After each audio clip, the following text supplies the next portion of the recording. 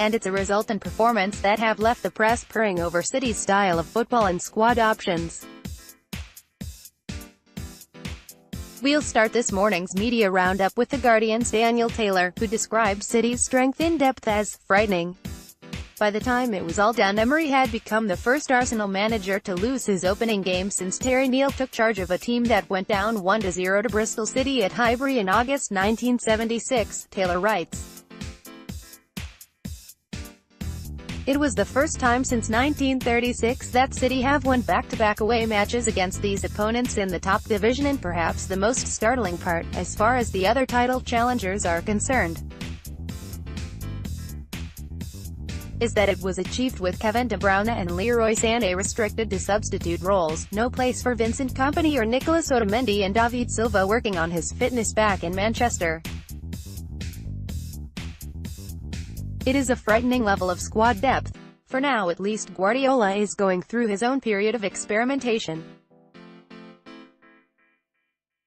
Bernardo Silva justified his selection with a peach of a goal and some brilliantly subtle link-up play. Raheem Sterling's goal came from the left wing, rather than his usual position on the right, switching flanks so Riyad Mahrez could be accommodated.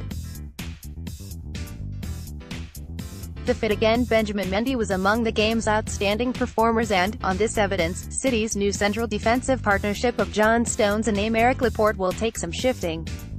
Guardiola's side did not reach their most exhilarating peaks, but it was still fairly convincing, and the awkward truth, in these getting-to-know-you stages with Emery, is that it was difficult at times to understand what Arsene Wenger's successor was thinking. Read, Match Report, Arsenal 0-2 City. Read, Interview, Bernardo Silva. ESPN's David Mooney heaped praise on Bernardo Silva's man-of-the-match display, giving the playmaker 9/10 in his player ratings.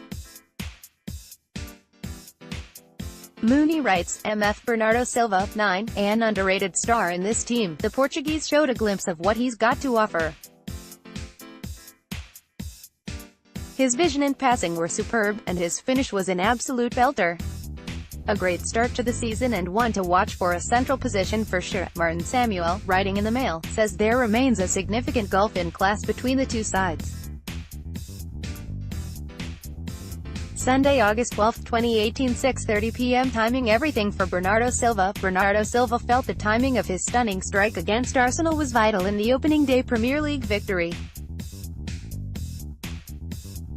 The margin of victory was greater in the corresponding game last season, but the sense of ease no different, he writes. Manchester City remain in their comfort zone against Arsenal, no matter the manager. What needs to be done to close the gap between these teams cannot be achieved in a summer.